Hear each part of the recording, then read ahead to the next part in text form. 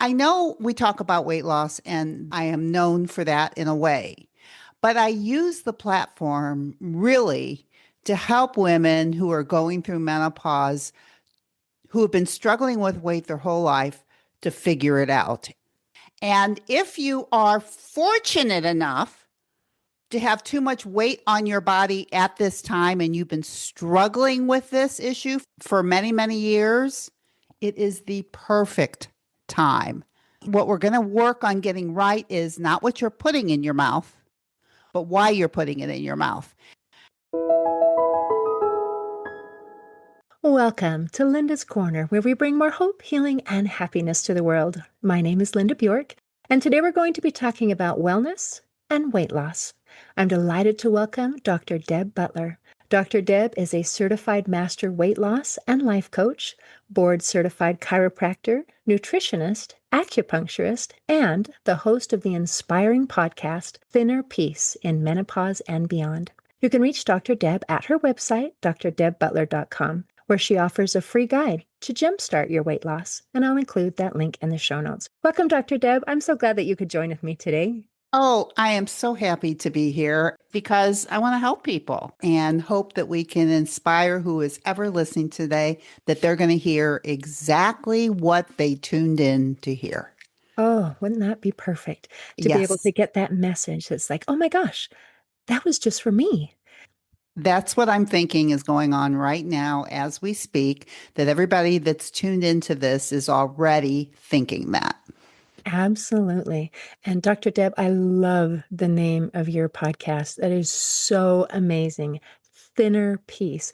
And it gives that implication that our emotional weight that we carry and that physical weight that we carry are related. Oh my gosh, you couldn't have said it better in any other way. It is totally related. And you can lose weight and be miserable. You can be overweight and be miserable. You can be overweight and be totally happy. And you can be thin and be totally happy. But the whole thing is that how you feel is not going to be because of your weight. It's going Ooh. to be because to me, it's um, like I know we talk about weight loss, and that is certainly, I am known for that in a way, but I use the platform really to help women who are going through menopause, who have been struggling with weight their whole life to figure it out. And I'm telling you, the figuring out is not what to eat or how to eat it. It really is more of a matter of the simple concept of, do you know when you're hungry and do you know when you're full? And it sounds way too simple. I know it sounds way too simple, but it changed my life when I became a life coach. And the simple question is, why are you eating when you're not hungry? So instead of what should you eat, or I was a lifetime Weight Watcher member. So to me, it was a point system.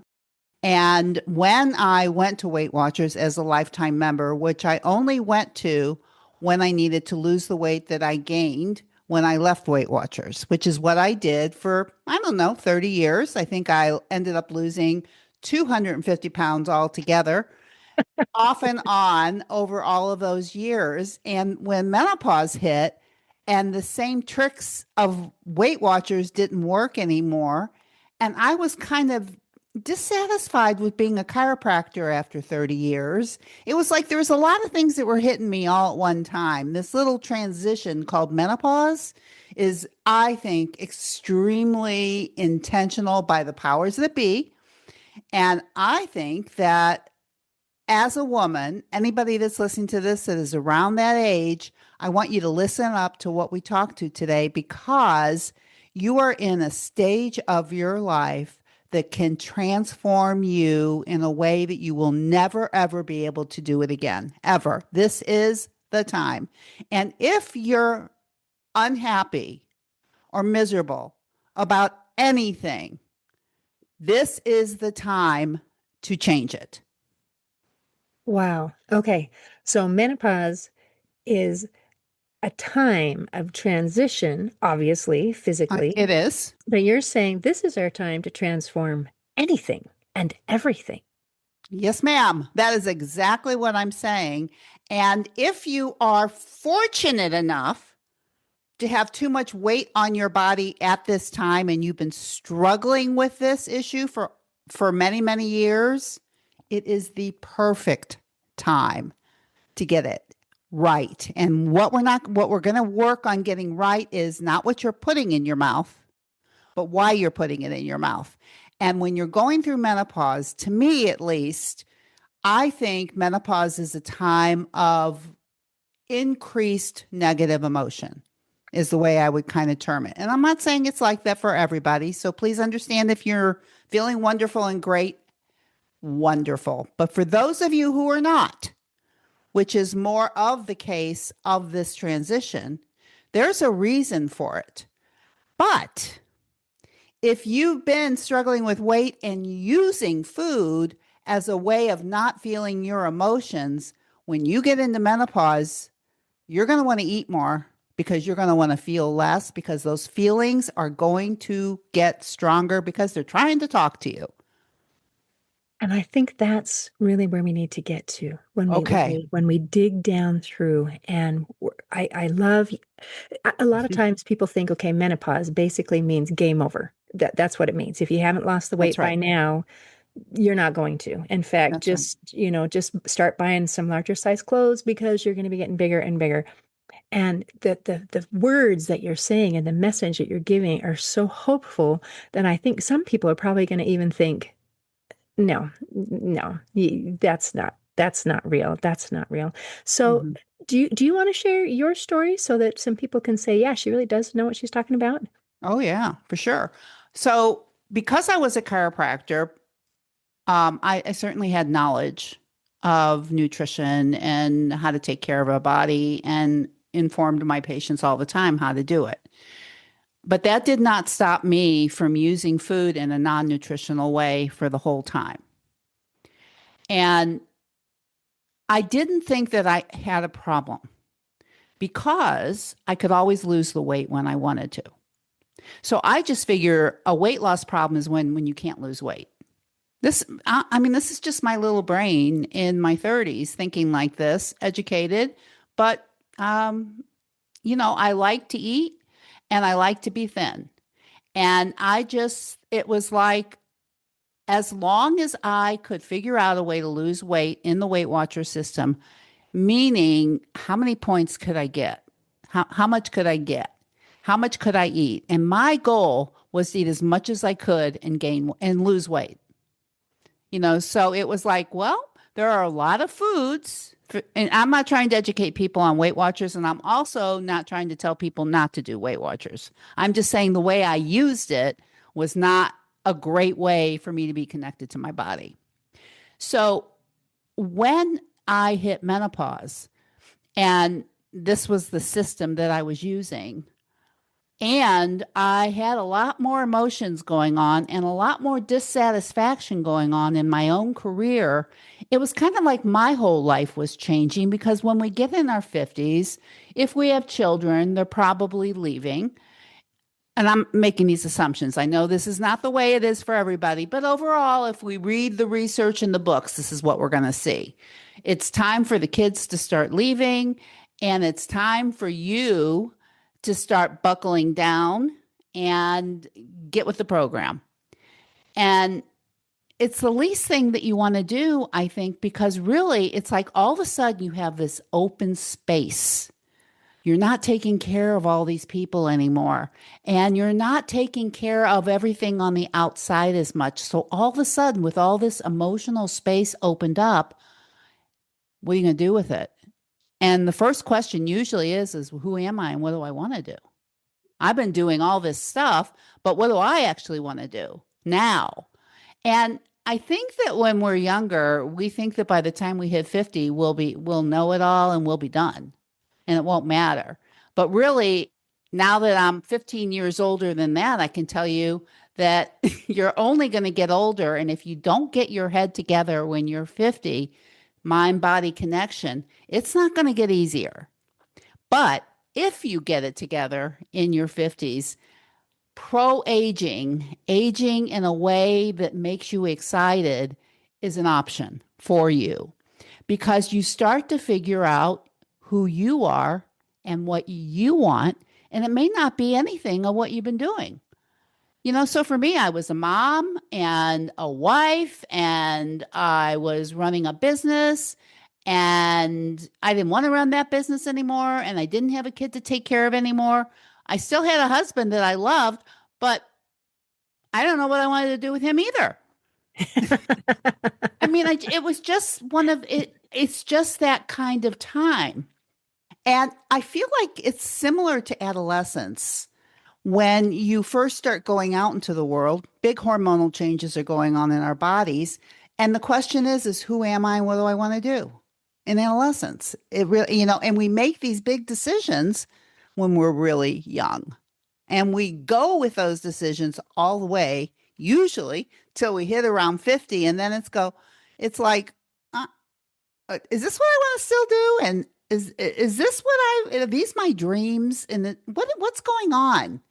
And so the whole thing is I'm telling my story in a roundabout way, but I really enjoyed being a chiropractor. I was working with my husband and I was running the business and I loved taking care of patients, but I didn't really want to do it anymore. It's a really odd feeling when you should want to do it, but you feel deep down in your own body saying, I don't want to do it anymore. So I could have gone with the shoulds because it was like guilt ridden. Like, how could I not want to do this? And what will my husband do if I'm not doing this? And, I was so worried about everything and everybody else. But what was going on inside of me was, you don't want to do this anymore. You don't want to do this anymore. And the more I was thinking that, the more I wanted to eat and drink. Mm. And so when I went back to Weight Watchers to lose the same weight that I've always wanted to lose, it was very, very difficult, very, very difficult to lose any weight because it was very difficult for me to even want to stay within the point system. So I just thought there was something wrong with Weight Watchers. It doesn't work anymore. But really what was going on is I didn't have a system for dealing with strong, strong emotions. Discomfort, dis-ease, all the things that were going on at this point. And I started looking into life coaching because what I realized in my own chiropractic business that what I love most about working with patients was talking to them and trying to help them figure out how to do what I was telling them to do. Because the hardest thing was I could tell them what to do. I gave them all the right information, but why didn't they do it? Right. And so it was like, and the same thing with me. I had the information too. Why couldn't I lose the weight? And what was going on? Well, as long as I was eating and drinking, I didn't have to think about any of that. And I didn't have to feel my dissatisfaction. Mm-hmm. And so when I started looking into life coaching, one of the very first life coaches that I met was what she called herself a weight coach. I never heard of that before, a weight loss coach. And I thought, what are they going to do? Like I was just figuring, God, I can't wait for her to tell me what to eat and how to get this off fast. But the only question that she asked was, why do you eat when you're not hungry? And I go like, what? What does that got to do with any? I mean, this is my little brain going like, tell me what to eat. Tell me how to eat. Tell me how to get this weight off. Tell me why it's so Right. hard. Right. And that's, of course, everybody that comes to me now, that's basically what they want. I just want to get it off fast and tell me the secret. And so when she started asking, why do you eat when you're not hungry? And do you know when you're hungry? And do you know when you're full? I realized I did not know the answers to either because I never asked myself the question. Now, I'm a smart girl. I know my stuff. I had not much of a connection to my body when it came to something like that. I was more concerned with when it came to eating is how much could I get without losing weight? I mean, without gaining weight. How much could I eat? And, so if I was using the point system, I just get all those points together towards the end of the day so I could eat and drink as much as I want and stay within the point system and get really, really full.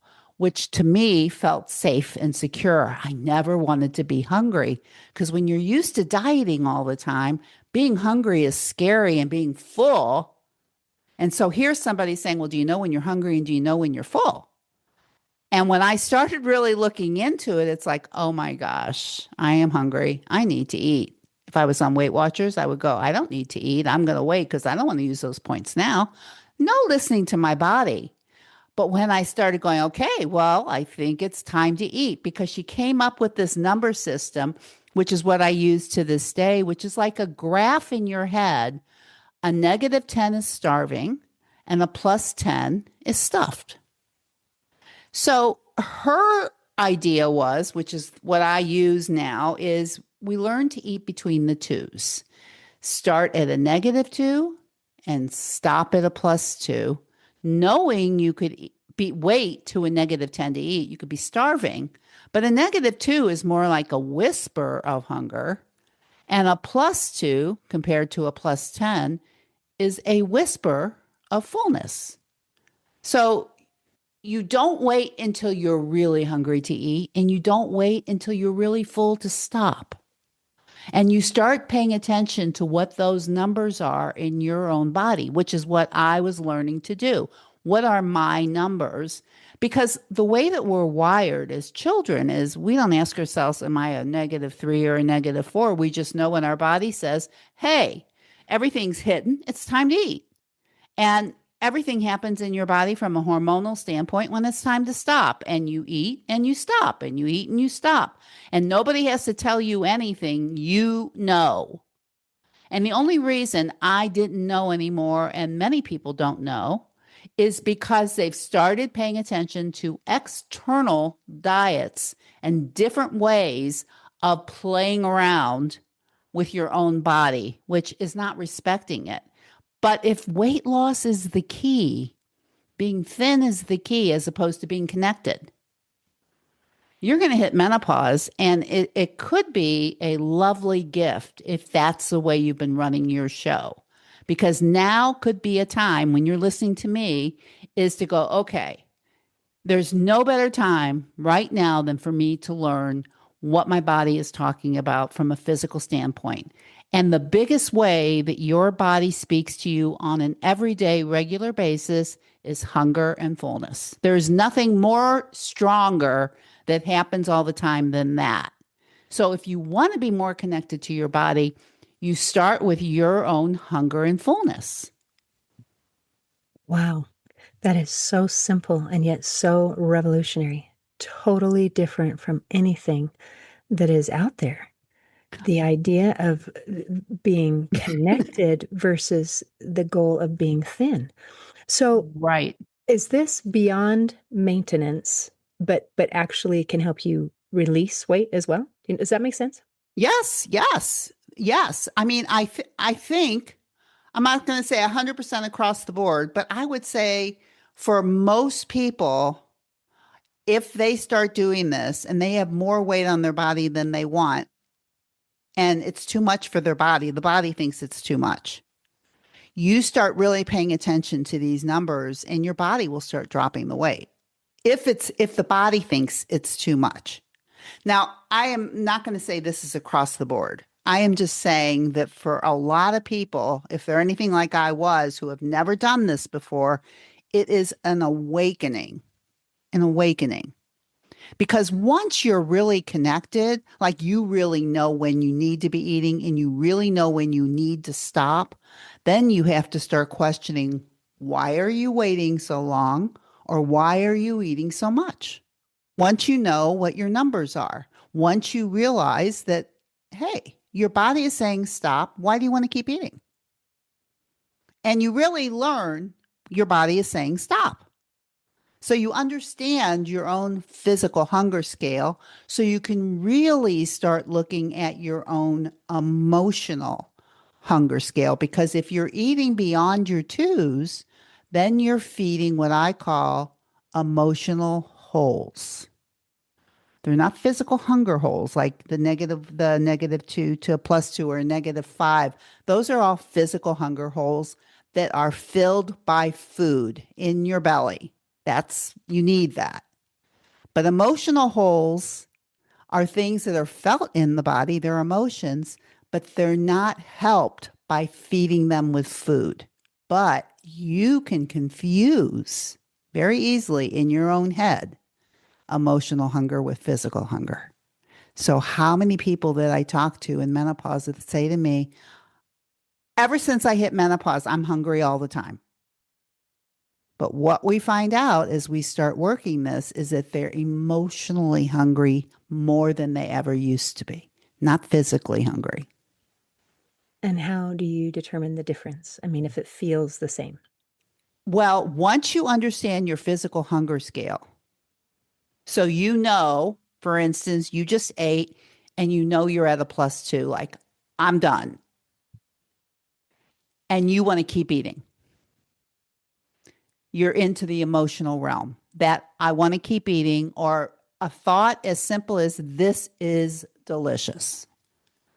A simple thought like that, when you're at a +2, will create what we call an emotional urge, emotional hunger. It will create an emotional hole that you think needs to be filled with food. Because if you've been saying it, anytime you say it's delicious, you've taught your brain, if you're anything like I was, you've Okay. taught your brain, though that means I should keep eating. Mm, okay. But it's emotional hunger because you now know that your physical hunger is sated. You know you're at a +2. So even if it's delicious, you still don't eat more just because it's delicious. So the difference in thinking, one way of thinking is it's delicious, therefore I would keep eating. Who wouldn't? What nut wouldn't eat if it was if it's so delicious? Delicious means eat. Or we could say, wow, that was delicious. And I feel satisfied. What a wonderful meal There that was. you I enjoyed it so much. right. And I'm full. And I'm full. I'm And satisfied. I'm full. That very, very important is I am full. You can say I'm physically full, but that emotional tug, depending on who you are and how long you've been honoring that thought, is a difficult thought when it starts creating this emotional hunger because it does feel physical. That's how it gets confused. But once you can distinguish between the two numbers, between emotion and physical, once you can distinguish that, and if you're listening to me right now, you can do this. You'll be able to do this just by listening to me. And I have this jumpstart guide that you talked about that is free that you just get by going to Peace with Deb. And in this, I teach you how to use these numbers so that within 4 or 5 days, you'll be getting your numbers. You'll That's start understanding fantastic. your numbers. You might not like them.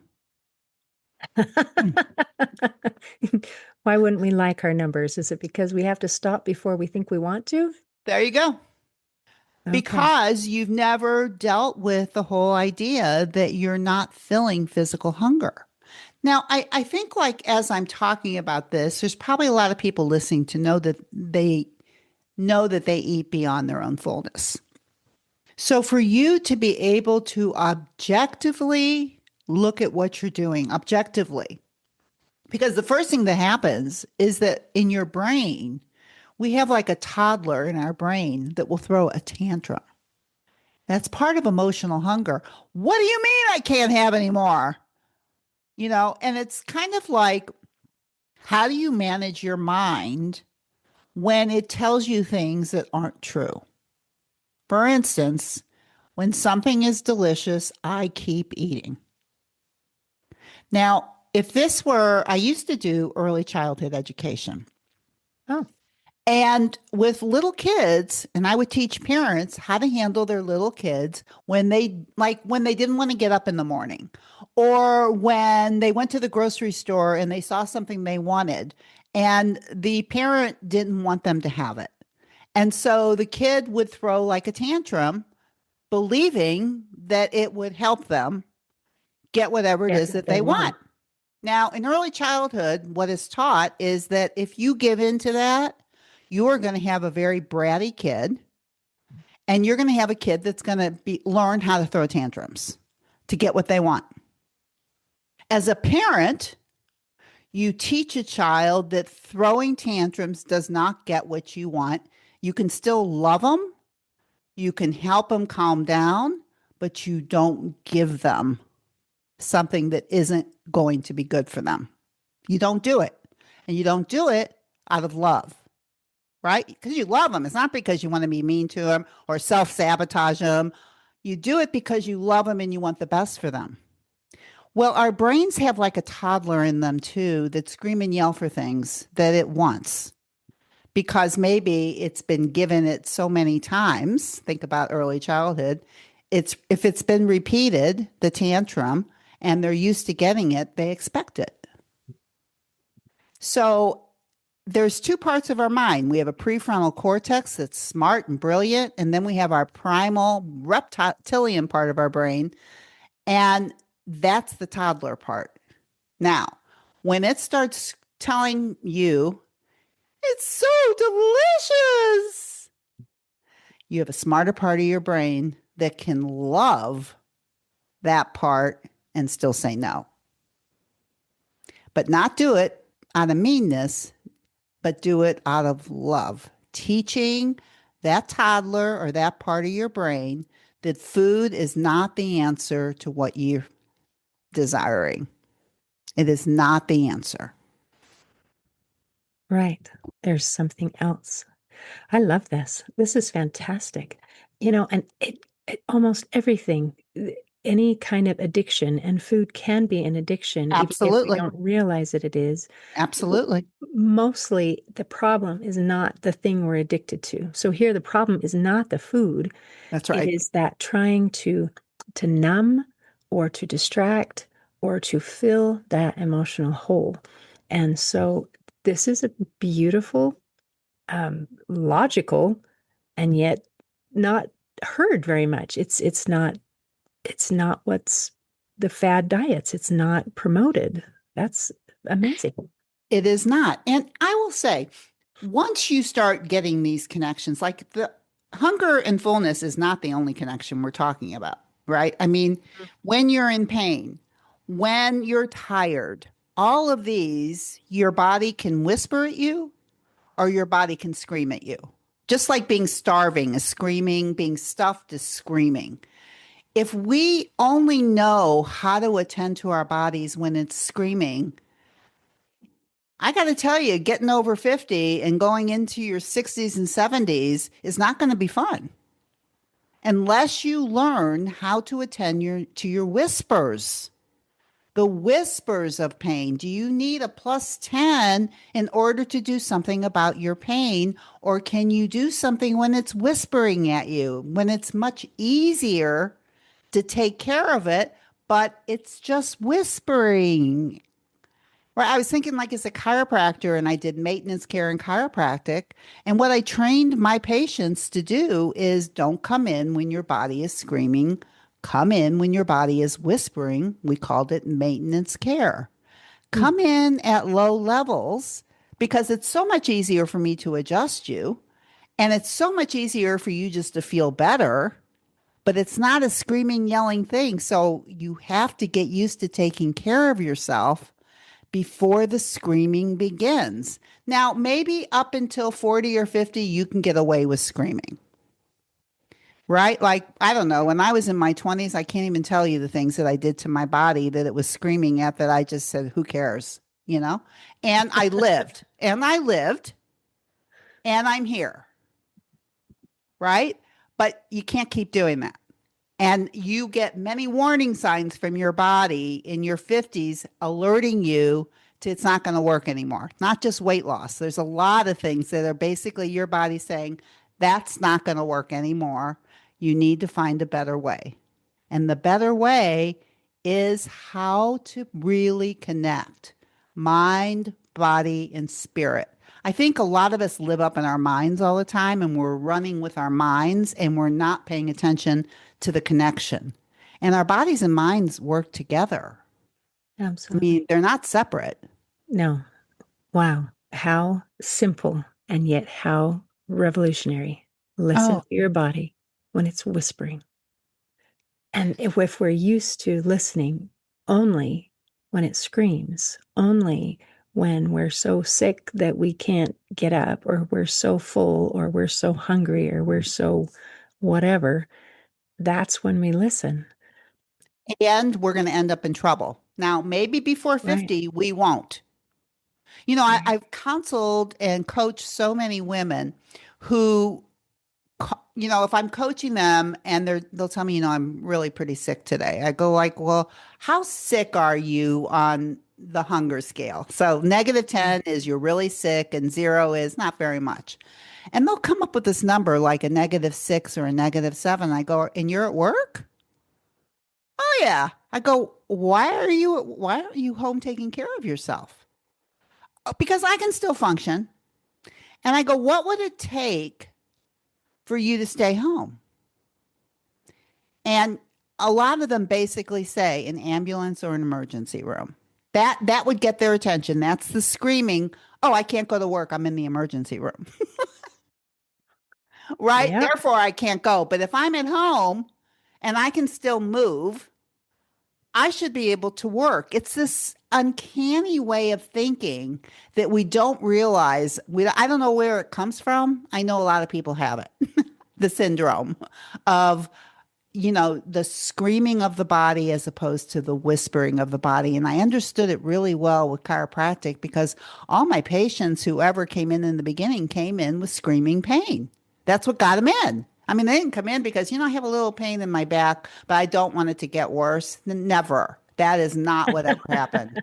When they came in, they were crawling in and they were crying and they were upset. And it was like, I'll do anything, right? But as soon as they're feeling better, well, I go, we talk about maintenance care. Well, I'm feeling pretty good.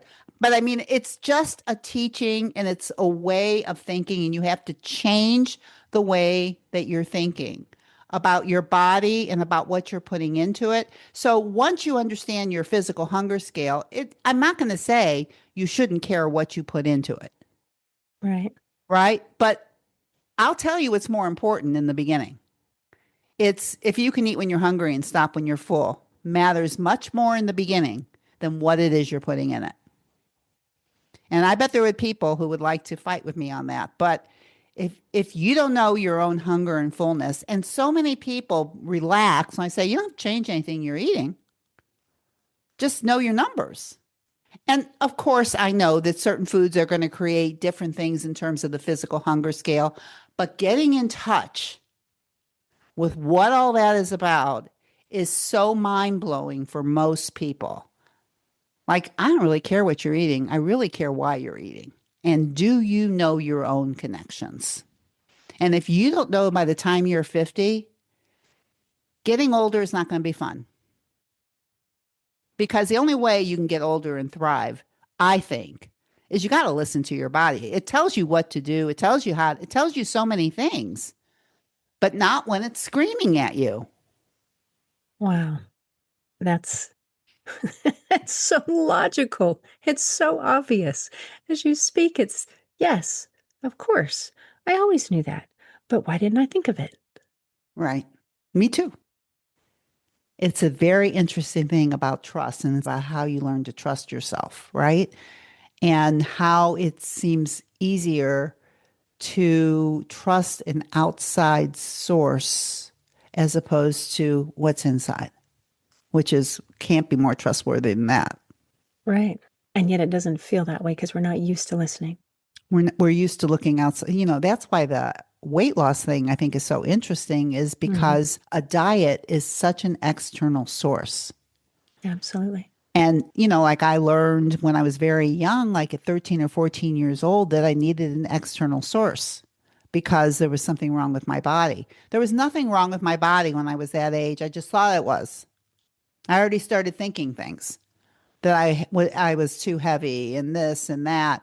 I was 13 years old and my body was probably putting on weight like most 13-year-olds do as you start growing and all the things that you do.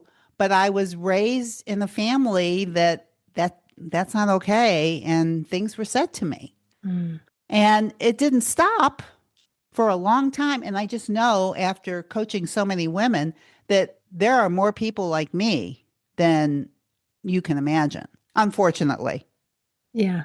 There's just that, I don't know, common knee jerk. This is the way we respond Yeah. to the voices that come from the inside. It's hard to get that trust and that confidence in ourselves that I am okay being me, even if you say something that is unkind to me. Yeah. And that's hard. A lot of this is hard because we haven't been taught. We've been taught something else. That's all. It's, talking about the brain and who's in charge. Right. Right. And really being able to manage your own mind about anything, about what you're thinking and what it's creating for you. I use food and weight as a way of getting into anybody's head about what they're really thinking. We start with it's delicious. We'll start there. Like that's in your head. That causes problems. But there's a lot of things going on in there that many people are just not even aware it's running. Right. Right? But you can change it and you can manage it if you can see it. That's what I do. I help people see what they can't see. I help people change their perception. And according to Marianne Williamson in the Course in Miracles, a change in perception is a miracle. Oh, that's beautiful. And isn't it interesting when you talked about our prefrontal cortex and our Yep. lizard brain Yep. and how we don't even realize we're not in the driver's seat. There you go. We're just kind of a passenger in our life. We're just along for the ride. And then we're surprised that it doesn't turn out the way that we hoped. Right. And then you hit 50 and you hit this stuff that's going on hormonally in your body. The brain becomes more malleable. It's kind of like adolescence. That's what I was alluding to. It's the same kind of thing in the body. Hormone changes are different, but they're still hormone changes. But your brain is probably just as malleable at this age as it was in your 20s. And I think it's fascinating. Like, wow, we were created in a very interesting way. Why is this time so interesting? Really, it's because it's like I think what we're meant to do in the first half of our life isn't the same thing in the second half. I think they're different. Right. Isn't that nice to get a chance to kind of rework, as you said, we're talking about at this stage of life, who am I? And we get to decide. We get to decide again. Hmm. We get to decide with about 30 more years of wisdom. When we decide in our 20s, I don't know how much, you don't have that much wisdom. I mean, I thought I was pretty wise, but looking back, not so much. Right. But a 50-year-old's wisdom and a 20-year-old's wisdom is very, very different. So where you take your life You at would 20, certainly hope so. you would hope so. Yeah. But you know what? Some people don't even know because they don't question it. Right. They feel all this stuff going on in their bodies like I did, but they're not questioning that this may not be right anymore. Right. Yeah. Just the process of adding another year to your age does not necessarily mean that we are wiser, that we know more. It requires that questioning, like you talked about. I think it really requires managing your mind, really understanding what the heck is going on in your mind. Somebody's got to be in the driver's seat. Somebody's got Your to be. life probably should be you. Could you say it any better? That's perfect. You could end it like that too, because that's a good one right there. Deb, this has been amazing. Is there anything else you want to make sure that we cover before we close today? Oh my gosh. The only thing I would say above and beyond, other than get the Jumpstart Guide by going to Peace with Deb, we didn't talk a lot about self compassion, but it's a big part of what I teach because one of the things I think we learn at a very young age is how to be really hard on ourselves as if that's the way we're going to get what we want in life. Even though the compassion that we use on other people is not like that. We're not hard on other people. We're compassionate. Most of us are compassionate with other people and very hard on ourselves. Mhm. And really, I think learning the compassion that you have for other people when they're suffering is the compassion that you need to show for yourself, which is called self-compassion.